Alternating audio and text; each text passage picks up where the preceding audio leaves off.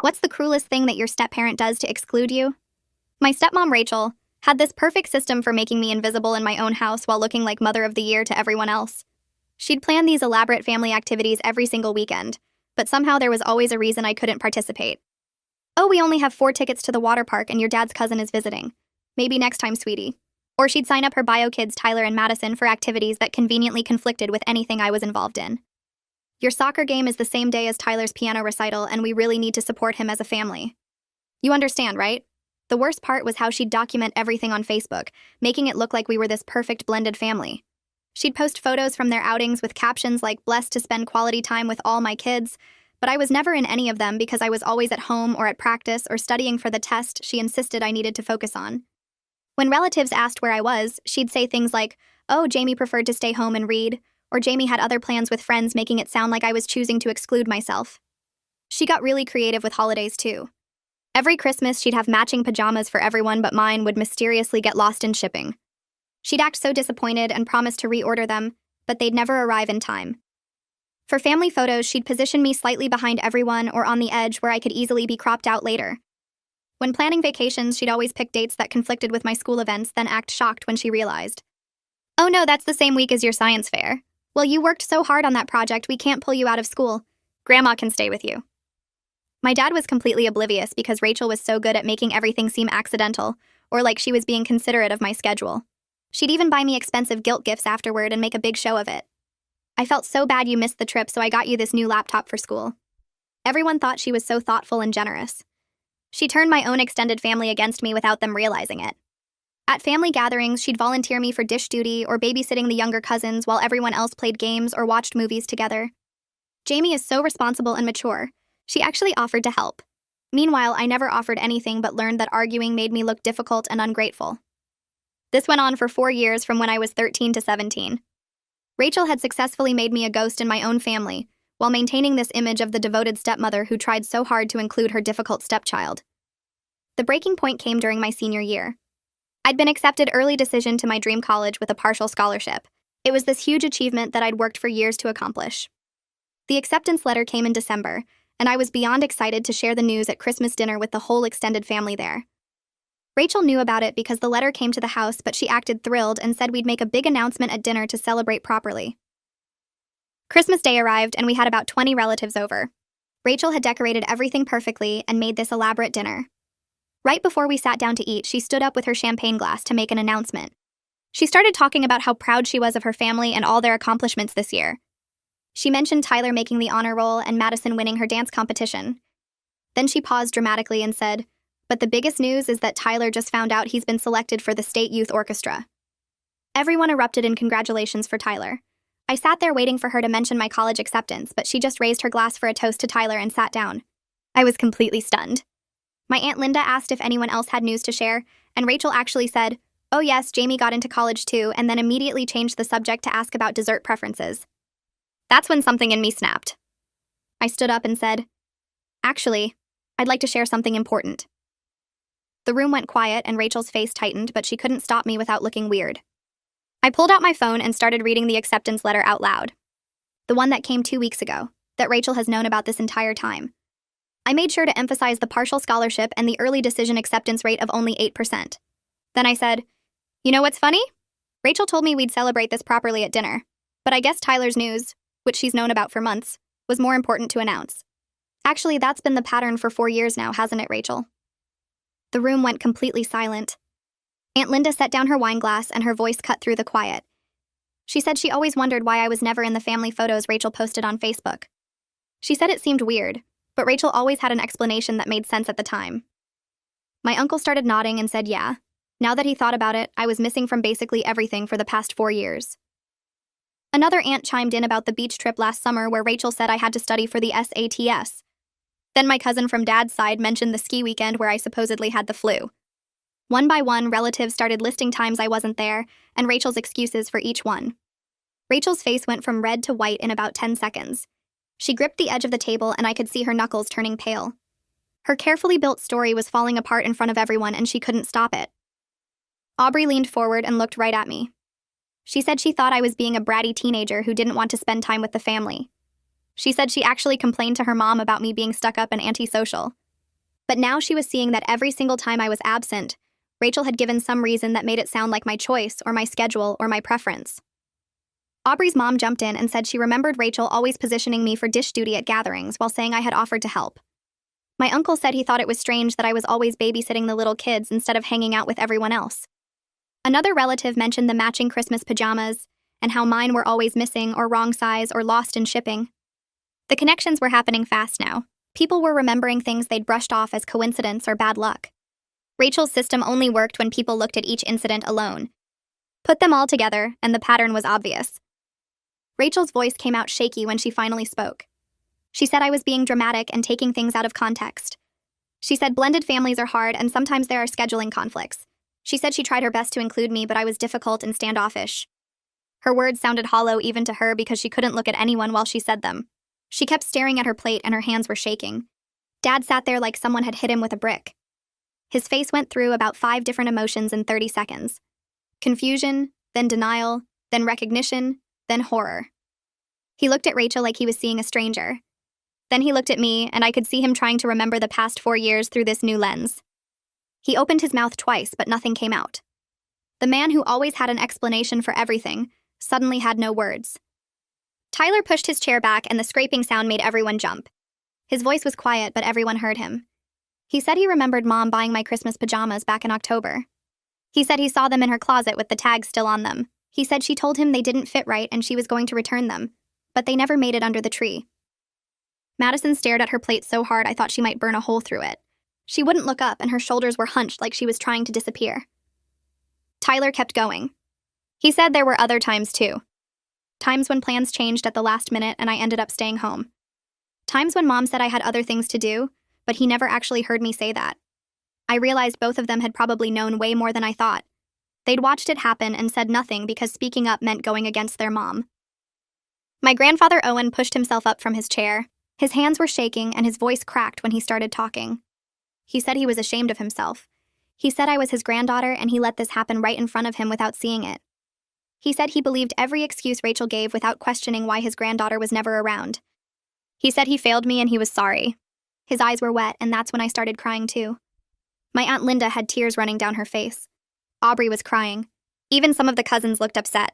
The whole room felt heavy with this realization that they'd all missed something important happening to someone they loved. Owen sat back down hard and put his face in his hands. My dad reached out like he wanted to touch my arm, but I pulled away. I couldn't handle him touching me right then. Rachel stood up so fast her chair almost fell over. She didn't say anything, just walked straight to the kitchen. I could hear her rummaging around, then the sound of her voice on the phone. She was talking fast and her voice kept getting higher. I couldn't make out the words, but the tone was clear. She was upset and looking for backup, probably calling her sister who always took her side no matter what. Dad got up and followed her to the kitchen. At first their voices were low, but within a minute they were yelling. Dad's voice boomed through the house asking how he missed this. Rachel's voice shot back saying I was manipulating everyone. Dad said something about the Facebook photos. Rachel said something about me being jealous of her kids. Their fight echoed through the whole first floor and everyone at the table could hear every word. Aunt Linda moved to the empty chair next to me. She put her hand on my shoulder and I didn't pull away from her. She said she was sorry for every time she accepted Rachel's explanations without talking to me directly. She said she was sorry for every gathering where she watched me do dishes while everyone else had fun and didn't question it. She said she was sorry for not seeing that a 13-year-old kid wouldn't keep choosing to miss family events. She squeezed my shoulder and asked if I had somewhere to go tonight if I needed to leave. I shook my head. She said she had a guest room and I could stay as long as I needed. No questions asked, no conditions, just a safe place if I wanted it. I nodded because I couldn't speak without totally losing it. The extended family broke apart like someone had released them from frozen positions. Some relatives came over to hug me or pat my shoulder or tell me they believed me. Others stood in small groups talking in low voices about what they'd just witnessed. I heard fragments of conversations. Someone mentioned the water park trip. Someone else brought up the vacation timing. My uncle was telling his wife about the science fair conflict. Aubrey's mom was on her phone probably texting other family members what happened.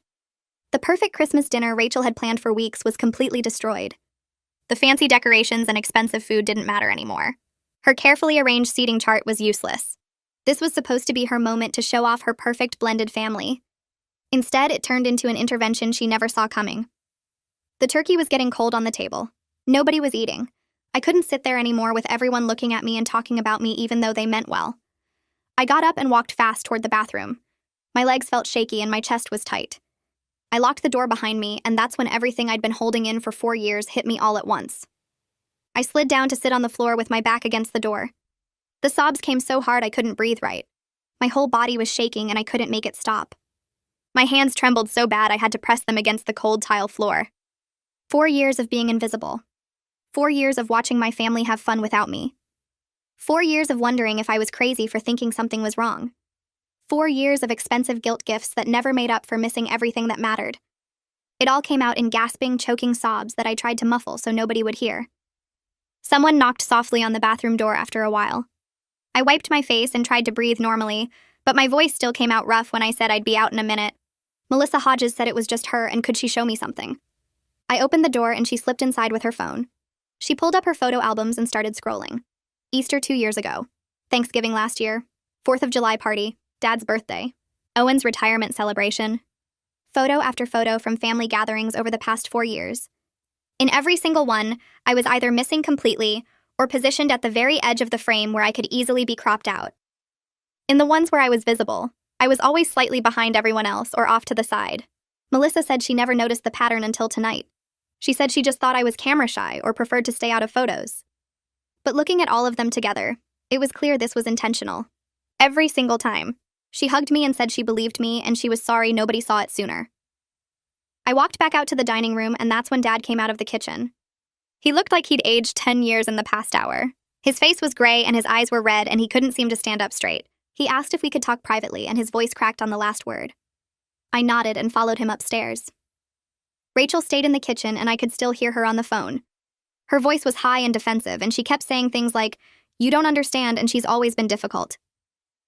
We went into my room and Dad closed the door behind us. He sat on the edge of my bed and put his head in his hands. Then he started apologizing. He said he was sorry and he didn't realize and he'd been so busy with work. He said Rachel seemed to have everything under control with the family stuff, so he just let her handle it. He kept making excuses about his schedule and how Rachel was so good at organizing things and how he trusted her to include everyone. I stood by my dresser with my arms crossed and waited for him to finish. When he finally looked up at me, I told him that was exactly the problem. He stopped paying attention to me. He handed over his daughter to someone who didn't want me around, and then he just checked out. He tried to argue that he didn't check out, but I cut him off. I asked him when was the last time he came to one of my soccer games. When was the last time he asked me about school without Rachel prompting him? When was the last time we did something just the two of us? He couldn't answer any of it. Dad said he wanted to fix everything right now. He said we could set up family therapy and have a big talk with Rachel and work this all out. I laughed, but it wasn't a real laugh. I told him you can't repair 4 years of damage in one conversation. You can't just apologize and make it all go away. He looked like I'd punched him in the stomach. His face crumpled and he started crying. Real crying with his shoulders shaking. He said he failed me as a father and he was so sorry. I felt bad seeing him cry, but I also felt angry because where was this emotion for the past 4 years? Aunt Linda knocked on the door and asked if I wanted to stay at her house for a few days. She said she had a guest room and I could have some space to think.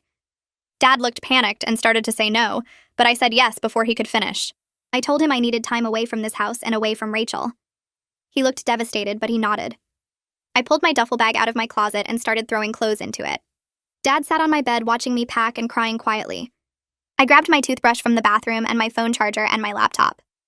Downstairs, I could hear Rachel's voice getting louder. She was yelling now about how I ruined Christmas and how ungrateful I was after everything she'd done for me. She was telling whoever was on the phone that she tried so hard with me, but I never appreciated anything.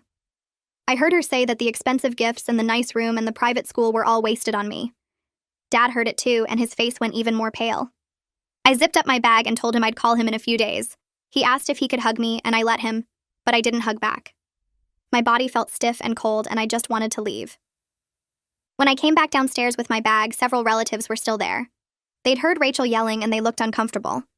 Aunt Linda was waiting by the front door with her coat on. My uncle came over and hugged me tight. He said he was sorry he didn't see what was happening, and he promised to stay in touch directly, instead of going through Rachel. A few other relatives hugged me too and said similar things. They gave me their phone numbers and told me to call anytime. Tyler was standing near the stairs, and when I looked at him, he mouthed, "I'm sorry." That surprised me because Tyler usually just went along with whatever Rachel wanted. His eyes looked sad and guilty. Madison was nowhere to be seen. Rachel came out of the kitchen right as I was leaving. Her face was red and blotchy from crying and yelling. She tried to say something to me, but Aunt Linda stepped between us and said, "Not now, Rachel." We walked out to Aunt Linda's car and I threw my bag in the back seat. At Aunt Linda's house, she made tea and we sat at her kitchen table. She told me to talk and just let everything out. So I did. For 2 straight hours, I told her every single incident I could remember from the past 4 years. The water park trip where there weren't enough tickets. The vacation that conflicted with my science fair. The matching Christmas pajamas that never arrived. The family photos where I was always on the edge. The way Rachel volunteered me for dish duty at every gathering. The expensive guilt gifts that came after I missed important events. Every time I was left home alone while they did something fun. Every Facebook post that claimed to include all the kids but never showed me. Aunt Linda took notes on her phone. She said she was documenting everything in case I needed it later. I didn't know what that meant, but I was glad someone was finally listening and believing me. My phone started going crazy with messages. I pulled it out and saw texts from different family members. Some were supportive, saying they believed me and they were sorry. Others were angry, saying I caused a scene at Christmas and embarrassed the family. One message from Rachel's sister called me ungrateful and spoiled. Another from my cousin said I was being dramatic and Rachel always tried her best. I read through them all and felt sick. Even with everything that happened, some people still thought I was the problem. I turned my phone completely off and put it in my bag. Aunt Linda made up the guest room with fresh sheets and gave me some of her daughter's old pajamas to wear. I tried to sleep, but my mind kept going over the confrontation. Rachel's face when I started reading the letter. The silence in the room. Melissa showing me all those photos. Dad crying in my room. Rachel yelling about how ungrateful I was. It all played on repeat in my head. The next morning, Aunt Linda's phone rang early. She answered it in the kitchen, and I heard her say yes. She's here and she's fine. Then she came to the guest room and said Dad wanted to meet me for breakfast. He'd called asking if we could talk at the diner on Main Street. She said he sounded like he hadn't slept at all. He told her he stayed up all night going through old photos and Facebook posts. I got dressed and Aunt Linda drove me to the diner. Dad was already there in a booth by the window. He looked terrible. His eyes were puffy and red, and he had the same clothes on from yesterday. There was coffee in front of him, but it looked cold and untouched. I slid into the booth across from him, and he immediately pulled out his phone. He'd pulled up Rachel's Facebook timeline going back 4 years. He started scrolling and showing me post after post. Easter 2 years ago with photos of Tyler and Madison hunting eggs. No mention of me. Thanksgiving last year with the whole family around the table. I wasn't in the photo. 4th of July party at the lake. Tyler and Madison on the boat. No Jamie. Dad's birthday dinner. Family photo with everyone dressed up. I'm not there. On and on and on. Hundreds of photos over 4 years. In the ones where I appeared at all, I was blurry in the background or cut off at the edge. Every caption talked about blessed family time or quality time with all my kids, but I was missing from almost every single one. Dad said he never looked at Rachel's Facebook much because he lived the actual moments. But seeing it all together like this, he finally saw the pattern. He said it was like scales falling from his eyes. Dad put his phone down and looked at me across the table. He said he got comfortable letting Rachel handle all the family planning and scheduling. He said it was easier to let her coordinate everything because she seemed to enjoy it, and he was busy with work. He stopped checking in with me about how I felt or what I wanted to do. He just assumed if there was a problem, I'd tell him. But I had tried to tell him, and he always believed Rachel's explanations. He said he chose the easy path, and it cost him his relationship with his daughter. He said he failed me as a father, and he didn't know if I could ever forgive him. His voice broke and tears ran down his face right there in the diner. I sat there looking at this broken man across from me and didn't know what to say. I reached across the table and put my hand on his. I told him I appreciated him finally seeing it, but this wasn't something we could fix in one breakfast. He nodded and wiped his eyes with his napkin. Then I walked him through the college acceptance situation step by step. I explained how the letter arrived 2 weeks before Christmas and how excited I was. I told him Rachel seemed genuinely happy for me when I showed her. She said we'd make a big announcement at dinner to celebrate properly with the whole family there. I described sitting at that table on Christmas Day waiting for her to mention it after she announced Tyler's orchestra news. The way she dismissed my achievement with 5 words before changing the subject. Dad's face went gray as he listened. He said he remembered that moment, but hadn't registered what happened because he was caught up in congratulating Tyler. He pulled up his calendar app and showed me that Rachel had known about Tyler's orchestra acceptance since October. She'd waited 2 months to announce it specifically for Christmas dinner. The timing wasn't coincidental at all. It was calculated to overshadow my news that she knew was coming. Dad looked like he might throw up right there in the diner. The waitress came by to refill our coffee and asked if we wanted to order food, but neither of us could eat. Dad paid for the coffee and we sat there for another hour while he asked me about other incidents. Every question led to another memory of Rachel's carefully constructed exclusions. Finally, he said we should go back to the house, so he could talk to Rachel with me there. I wasn't sure I wanted to face her yet, but I also didn't want Dad getting manipulated into believing her version of events again. On the drive home, he told me about the fight they had after I left on Christmas night. He said Rachel was furious that I embarrassed her in front of the whole family. She kept saying I was exaggerating everything and being manipulative. She told him I'd always been difficult and ungrateful no matter how hard she tried. Dad said he started to believe her at first because that's what he always did. But then Aunt Linda called him at midnight and told him to look at Rachel's Facebook timeline. That's when he started going through 4 years of posts and photos. He said seeing it all together made him sick to his stomach. Rachel had created this whole false narrative online while systematically erasing me from the actual family. He admitted he was starting to see her differently, but he also said he still loved her and didn't know what to do. I told him I wasn't asking him to choose between us. I just needed him to acknowledge what happened and stop making excuses for her behavior. I needed him to see that this wasn't about me being difficult or her trying her best. This was about deliberate exclusion disguised as accidents for 4 years. Dad pulled into the driveway and turned off the car. He promised he'd start individual therapy to understand how he missed everything. He said he wanted to be a better father, even if it was too late to fix the past. We sat in the car for a few minutes before going inside. When we walked through the front door, Rachel was waiting in the living room. Requested Reds is on Spotify now. Check out link in the description or comments. Her eyes were red and puffy like she'd been crying all night. She had tissues in her hand and she stood up when she saw us. She started talking immediately in this rehearsed way about how sorry she was that I felt was excluded. She said she never meant to make me feel invisible, and she'd tried so hard to blend our family. Every sentence focused on her intentions and her efforts and her feelings. She kept saying she did her best and blended families are hard. I let her finish her whole prepared speech. Then I told her I didn't want her apology right now. I said she wasn't sorry for what she did. She was sorry she got caught. There's a big difference. Rachel's face crumpled and she started crying harder. She said I was being cruel and unforgiving. She said she was trying to make things right and I wouldn't even give her a chance.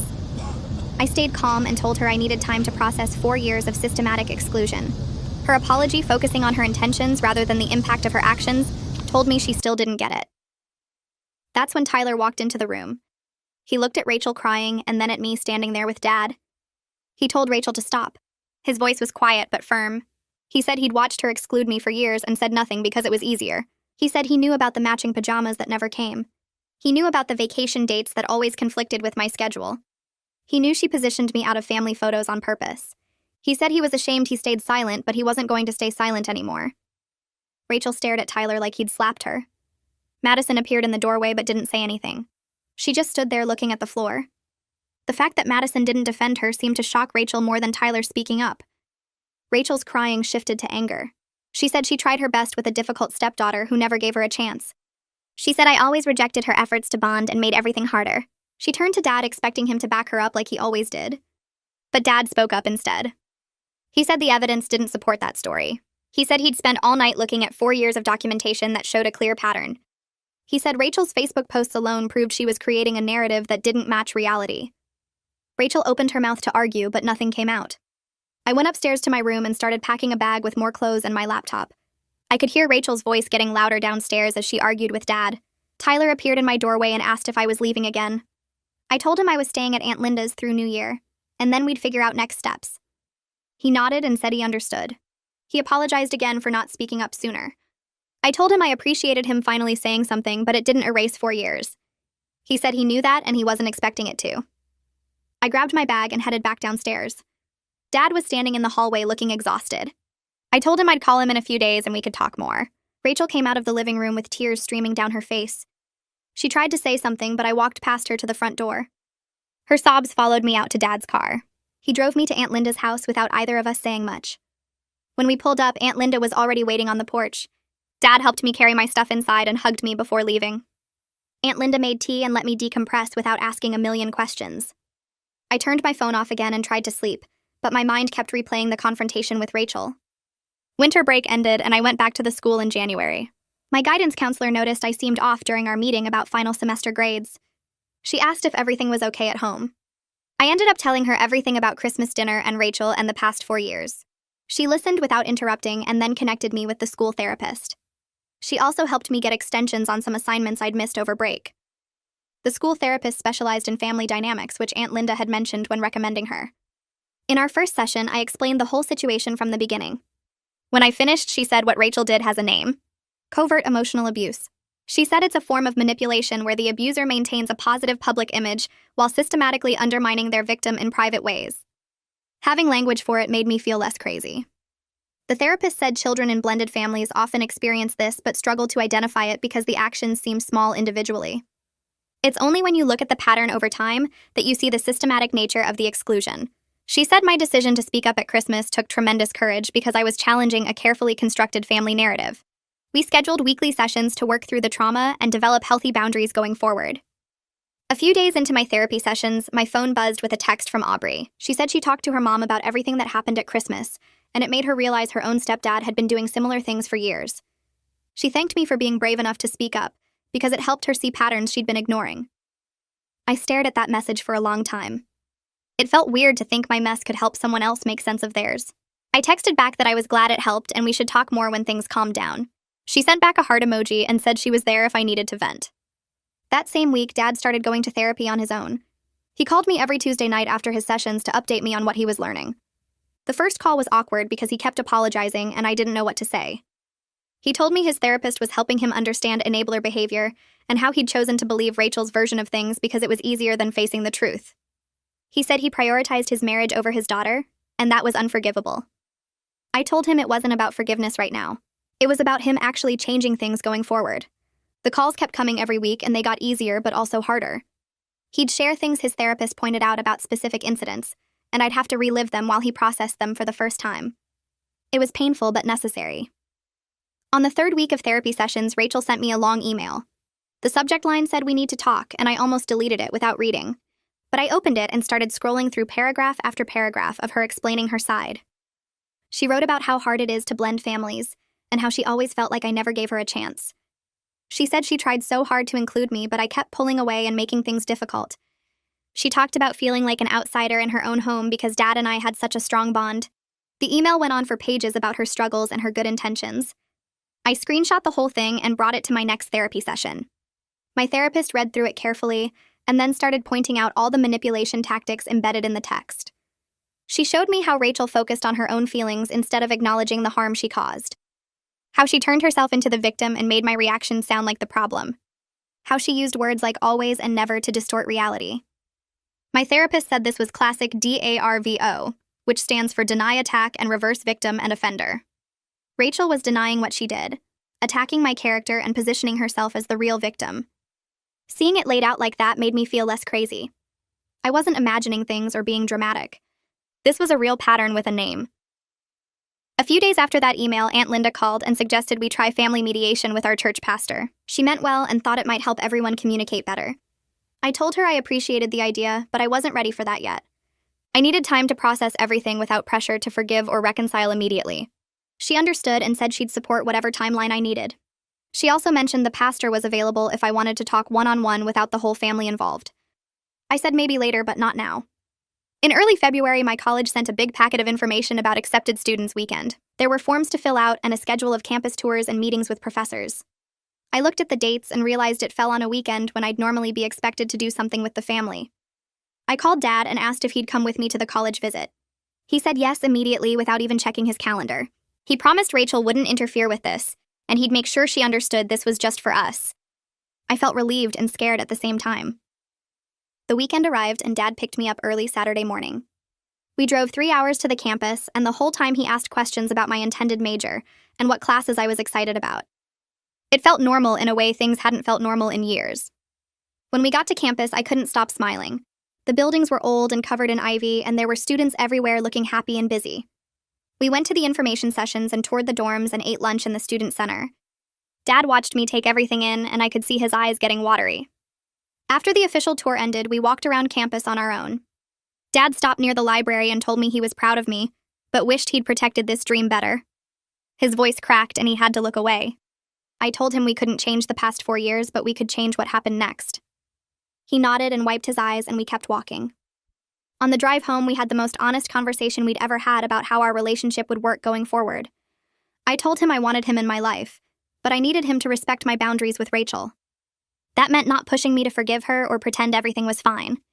It meant not making excuses for her behavior or asking me to understand her perspective. It meant choosing me sometimes even when it made his marriage harder. Dad listened without interrupting and said he understood. He said his therapist was helping him see how he'd failed at exactly those things for 4 years. When we pulled into the driveway, I felt good about where we'd left things. Then I walked into the house and saw my bedroom door open. I always kept it closed. I went upstairs and stopped in the doorway. Rachel had completely redecorated my room. New curtains, new bedspread, new throw pillows, everything in shades of purple and gray. There was a note on my desk that said surprise, and I hope this helps you feel more at home. I felt my chest get tight and my hands started shaking. She went into my private space without asking. She touched my things and moved them around and changed everything. Dad came up behind me and asked what was wrong. I pointed at the room and said she did this without my permission. She came into my space and redecorated like it was hers to change. Dad looked confused at first, like he didn't understand why I was upset. Then something clicked and his face changed. He said, "Oh." He finally got it. He finally understood why I felt so violated by her constant boundary crossing. This wasn't a nice gesture. This was another way of controlling my space and making decisions about my life without including me. I told Dad I was moving back home, but things had to be different. I needed strict rules about my space and my time. Rachel and I would interact minimally. I'd keep my door locked. Family activities would be optional for me, not mandatory. Dad agreed to enforce these boundaries and said he'd talk to Rachel that night. I spent the evening at Aunt Linda's while Dad had that conversation. When I came back the next day, Rachel's eyes were red, but she didn't try to talk to me. I went straight to my room and locked the door. Over the next few weeks, Rachel really struggled with the new dynamic. She kept trying to force conversations about healing our relationship. She'd knock on my door and ask if we could talk. She'd text me asking when I'd be ready to work on things. She'd leave notes around the house about family being important. Dad had to keep reminding her to give me space. I'd hear him through the walls telling her to stop pushing and let me come to her when I was ready. Sometimes she'd cry and say this wasn't fair. Sometimes she'd get angry and say I was being cruel. But Dad held the line for the first time in 4 years. He told her my boundaries weren't negotiable, and she needed to respect them whether she agreed with them or not. A few weeks later, Tyler came home waving an acceptance letter for the state orchestra's summer intensive program. Rachel called everyone into the living room and made a big announcement about how proud she was. Dad stood up right after she finished talking and said he wanted to add something. He pulled out his phone and showed everyone the email from my college with my scholarship details, and said both his kids had amazing news to celebrate. Tyler looked uncomfortable for a second, but then he came over and high-fived me.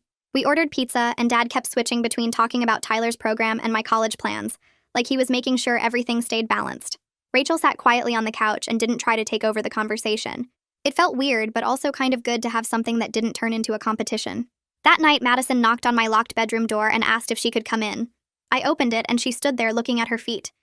She said she was sorry for staying quiet all these years and that she knew what Rachel was doing, but she was too scared to say anything.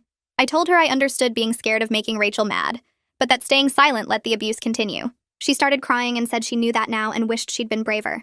I didn't hug her or tell her it was okay because it wasn't really okay, but I said we could try to be actual sisters from here on out. She nodded and left, and I locked my door again. The next week, I had my therapy appointment and brought up the idea of writing a letter to Rachel.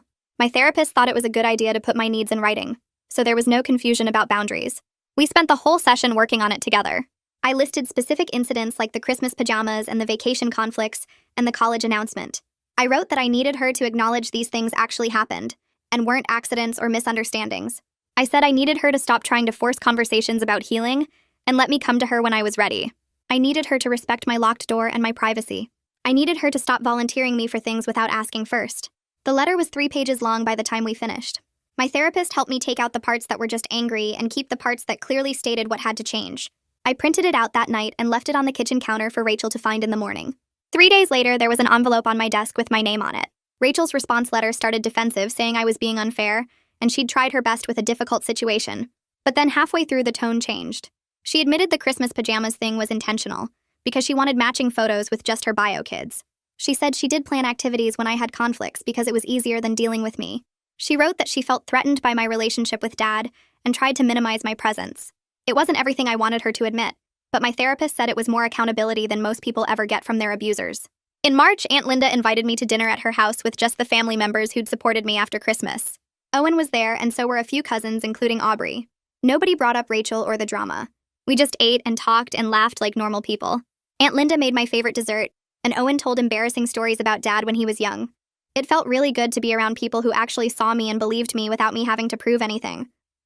On the drive home, I felt lighter than I had in months. A week later, Dad told me he and Rachel were starting couples therapy. He said the therapist recommended it after his individual sessions.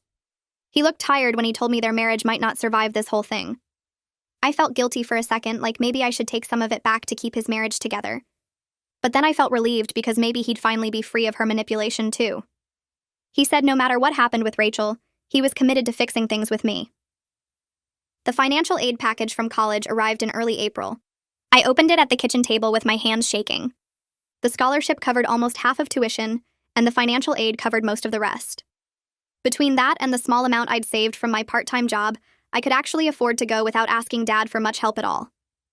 I ran upstairs and called Aunt Linda to tell her. She screamed so loud I had to hold the phone away from my ear.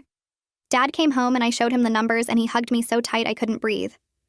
For the next few weeks, Rachel actually respected my boundaries. She didn't knock on my door or leave notes around the house. She didn't try to corner me for conversations about our relationship. When we passed each other in the hallway, she just nodded and kept walking. The house felt less tense and I could breathe easier. I started thinking maybe we could actually maintain this distance until I left for college in August. My school held the senior award ceremony in the auditorium on a Tuesday night in April. I'd asked Dad to come alone and he did. I won 3 different academic scholarships that got announced on stage. Each time they called my name, Dad stood up and clapped louder than anyone else in the room. His face was red and he had this huge smile and I could see he was trying not to cry. After the ceremony, he took me out for ice cream and told me how proud he was of everything I'd accomplished, despite how hard the last 4 years had been. That night when I got home, there was a text from Rachel. It just said, "Congratulations on your awards." For the first time, it didn't feel fake or like she was just doing it for show. I showed my therapist the next week and she said people can grow even if they can't undo the past. A week later, Tyler knocked on my bedroom door and asked if we could talk. I almost said no out of habit, but something about the way he stood there looking nervous made me let him in. He sat on the edge of my desk chair and picked at a loose thread on his jeans for a solid minute before he started talking. He said he'd felt guilty about the favoritism for years but didn't know how to bring it up without making things worse. He admitted he knew about the missing Christmas pajamas and the vacation conflicts and how Rachel always positioned me out of photos. He said he told himself it wasn't his problem and that speaking up would just cause drama. Then he looked at me and said he was sorry for taking the easy path and letting me deal with everything alone. I didn't know what to say at first because I'd spent 4 years thinking Tyler was just as bad as Rachel, but sitting there watching him actually own his part in it made something shift. I told him I appreciated the apology and that maybe we could try being actual siblings instead of strangers living in the same house. He smiled for the first time since entering my room and said he'd like that. We talked for another hour about random stuff like his orchestra program and my college plans, and it felt surprisingly normal. Prom happened in early May, and I'd been dreading it because Rachel had this way of inserting herself into every milestone. But when I came downstairs in my dress, Dad was waiting alone with his camera, and this huge smile on his face. He took about 50 photos in the living room and kept making me laugh by doing embarrassing dad poses. He asked about my date and my plans for the night and actually listened to my answers instead of checking his phone. Rachel stayed upstairs the whole time and I could hear her moving around, but she never came down to see me off. Dad noticed me glancing at the stairs and he squeezed my shoulder and said, "This moment was just for us." My date arrived and Dad shook his hand and did the whole protective father routine, which was embarrassing but also kind of nice. As we left, I saw Rachel watching from the upstairs window, but she didn't wave or try to come down. Dad texted me later that night saying he hoped I was having fun and to be safe. It was such a small thing, but it meant everything because he was actually showing up for me. 3 weeks before graduation, Dad asked what kind of celebration I wanted. I'd been thinking about it for days because part of me wanted something big to prove I'd made it despite everything. But mostly I just wanted to be around people who actually cared about me. I told him I wanted something small with just the relatives who showed up for me at Christmas, and he said he'd make it happen. He called Aunt Linda that night and they planned everything together. No elaborate party or huge guest list, just the people who'd believed me when I finally spoke up. Dad asked if I wanted to invite any friends from the school, and I realized I'd been so focused on surviving at home that I hadn't built many close friendships. That stung a little, but I told myself college would be different. 2 weeks before graduation, Rachel knocked on my door and asked if she could attend the ceremony. My first instinct was to say no, because I didn't want her there pretending to be proud of me for everyone else's benefit. But I talked to my therapist about this exact scenario, and she'd helped me think through what boundaries I needed. I told Rachel she could come, but she needed to sit separately from Dad and me. She looked like she wanted to argue, but then she just nodded and said she understood. She asked if she could take photos, and I said only if I was okay with it in the moment. She agreed without pushing back, which honestly surprised me. After she left, I texted my therapist and told her it went better than expected. She replied saying I was learning to set boundaries without anger, and that was real growth. Graduation day arrived on a sunny Saturday morning in June. I put on my cap and gown in my bedroom and looked at myself in the mirror. 4 years ago, I'd been this confused 13-year-old who thought she was going crazy. Now I was 17, and walking across a stage knowing I'd survived something that could have broken me. The ceremony was long and boring like all graduations, but when they called my name, I heard Aunt Linda whistle loudly from the audience. Dad was standing up clapping, and even Tyler was on his feet cheering. Owen was there too, and I could see him wiping his eyes. I grabbed my diploma and looked out at all of them and felt this wave of relief that I'd made it. Rachel was sitting in the back like we'd agreed, and she was clapping, but she stayed in her seat. After the ceremony, Dad found me first and hugged me, so tight I could barely breathe. He kept saying he was proud of me over and over. Aunt Linda hosted the small celebration at her house that afternoon. She'd made all my favorite foods and decorated with my school colors. Only about 15 people came, but they were all people who'd shown up for me when it mattered. Family members took turns sharing memories of my achievements over the years. My cousin Aubrey talked about how I'd helped her with math homework every summer. Owen told everyone about the science fair project I'd done in 8th grade that won first place. Then Dad stood up to give a speech, and his voice cracked right away. He apologized for missing so much and for not seeing what was happening in his own house. He promised to do better and to actually be present in my life instead of just going through the motions. He said watching me succeed despite everything made him realize how strong I was, but that I shouldn't have had to be that strong. Everyone was crying by the end, including me. Rachel didn't come to the celebration, which was her choice. Aunt Linda had invited her to be polite, but Rachel sent a text saying she thought it was best if she stayed home. At first, I felt guilty, like maybe I should have pushed harder for her to be included. But then I realized this was actually healthy. Not everything has to include everyone, and sometimes separation is what people need. My therapist had said that boundaries aren't about punishment. They're about protecting yourself. Rachel not being there meant I could actually relax and enjoy my celebration without worrying about her making it awkward or trying to take credit for my success. I was okay with her absence, and that felt like progress. The next week, Dad asked if I wanted to go shopping for college supplies. We spent the whole day driving around to different stores, picking out bedding and desk organizers and all the random stuff the college said I'd need. Dad asked questions about my classes and my roommate and actually listened to my answers. He wanted to know what I was most excited about and what scared me. We stopped for lunch and talked about how often I'd come home to visit. He said he knew I needed space but hoped I wouldn't disappear completely. I promised I'd come back for Thanksgiving and winter break. He bought way more stuff than I needed and kept adding things to the cart, saying he wanted to make sure I had everything. By the end of the day, the car was packed full and my feet hurt from walking, but it felt really good to spend time with him without Rachel hovering or making everything about Tyler and Madison. In July, Rachel texted asking if we could have coffee and talk before I left for college. I stared at the message for 10 minutes trying to decide how to respond. Part of me wanted to ignore it, but my therapist had been working with me on not avoiding difficult conversations. I agreed to meet at a coffee shop downtown with a set time limit of 1 hour. I told Rachel we'd meet at 2, and I had another commitment at 3, so we couldn't go over. She responded right away saying that worked for her. The day of the meeting, I was so nervous I almost canceled 3 times. But I showed up at the coffee shop and Rachel was already there waiting. She'd ordered her drink but hadn't gotten me anything, which I actually appreciated because it meant she wasn't trying to do some big gesture. We sat down and she thanked me for agreeing to meet. Rachel started talking, and for once she didn't make excuses or try to rewrite history. She admitted she'd felt threatened by my relationship with Dad from the beginning. She said watching him with me made her worry she'd never be as important to him as I was. So she tried to minimize my presence in the family to secure her own place.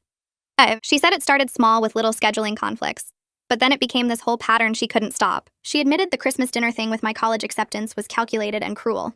She said she'd been in therapy for months trying to understand why she did it, and that feeling threatened didn't excuse any of it.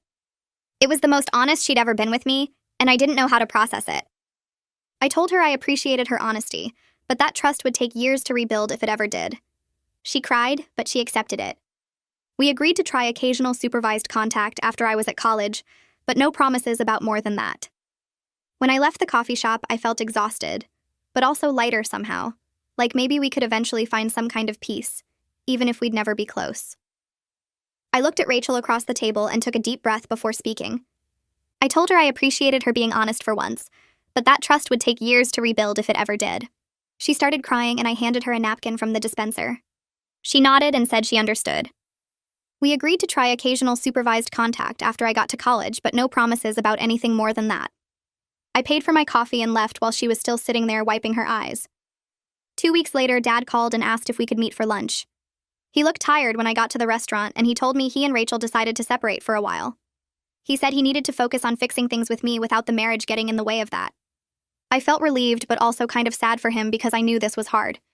He promised he'd come visit me at college once a month and we'd keep working on our relationship. August came faster than I expected.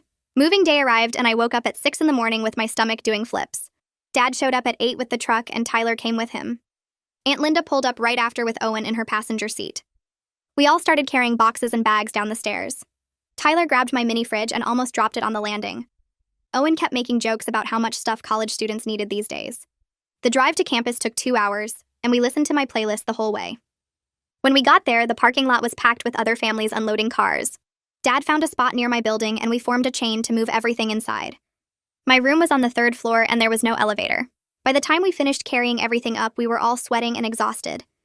Aunt Linda helped me make my bed while Dad assembled my desk lamp. Tyler and Owen went to get lunch for everyone. We ate sandwiches sitting on my floor surrounded by unpacked boxes. Madison sent a text saying good luck and sorry she couldn't come help. After lunch, they started getting ready to leave. Aunt Linda hugged me for a long time and told me to call her whenever I needed anything. Owen slipped me $40 and said to buy myself something fun. Tyler gave me an awkward side hug and said he'd text me.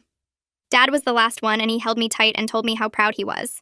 I walked them all down to the parking lot and watched them climb into their vehicles. They drove away slowly, and I stood there on the sidewalk in front of my new building. I felt scared and hopeful at the same time. I survived 4 years of being invisible, and now I got to find out who I was when people actually saw me. That's where we'll stop for today. I'm really glad you were here because it makes telling these stories mean something. I hope this one brought a little comfort to your day.